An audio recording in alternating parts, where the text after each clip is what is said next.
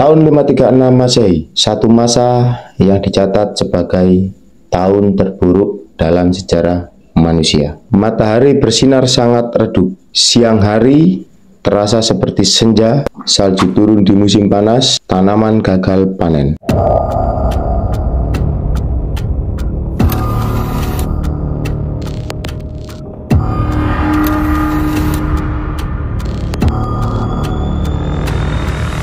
Video kali ini kita akan bahas tahun 536 Masehi. Kalian pernah kepikiran gimana rasanya hidup di zaman yang gak pernah ada sinar matahari berbulan-bulan? Bukan karena mendung biasa, tapi karena matahari benar-benar nampak redup. Siang terasa seperti senja, tanaman gak tumbuh, suhu turun drastis, dan dunia jadi kacau. Semua itu beneran terjadi. Bukan di zaman dinosaurus, tapi waktu manusia udah punya kerajaan, jalur dagang, dan agama-agama besar. Tahun 536 Masehi, satu masa yang dicatat sebagai tahun terburuk dalam sejarah manusia. Tapi apa yang sebenarnya terjadi waktu itu? Dan kenapa dunia bisa sampai segelap itu? Tahun 536 Masehi, langit di Eropa, Asia, bahkan sebagian Amerika mendadak jadi abu-abu. Matahari bersinar sangat redup, siang hari terasa seperti senja, dan itu berlangsung berbulan-bulan. Seorang sejarawan dari Bizantium bernama Prokopius menulis, selama tahun ini matahari tampak seperti bulan, bersinar tanpa cahaya terang dan berlangsung selama hampir 1 tahun. Fenomena ini bukan cuma bikin langit gelap, dunia mengalami perubahan ekstrim. Di Cina, salju turun di musim panas, tanaman gagal panen. Dan di Eropa mengalami musim dingin panjang, menyebabkan kelaparan besar. Irlandia mengalami kelaparan parah selama 2 tahun berturut-turut.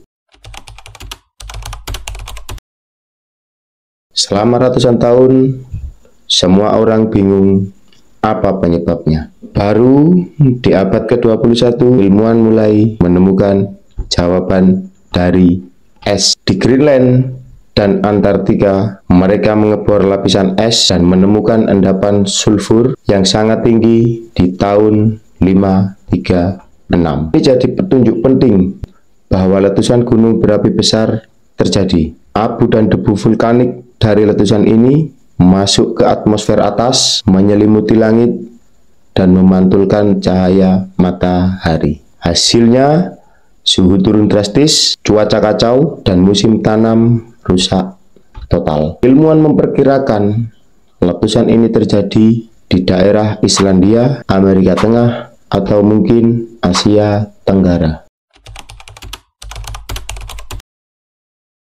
Dan yang bikin keadaan makin parah, ini bukan cuma satu letusan. Tahun 540 dan 547 terjadi letusan besar lainnya. Jadi, dunia bukan cuma sekali diselimuti debu vulkanik, tapi berulang kali dalam waktu singkat. Akibatnya, suhu bumi terus menurun. Beberapa wilayah masuk ke periode yang disebut sebagai Little Ice Age kecil. Sistem pertanian hancur, populasi menurun, dan ekonomi dunia waktu itu yang masih sederhana menjadi lumpuh. Ini masa yang sulit buat semua orang, bukan karena perang, tapi karena alam.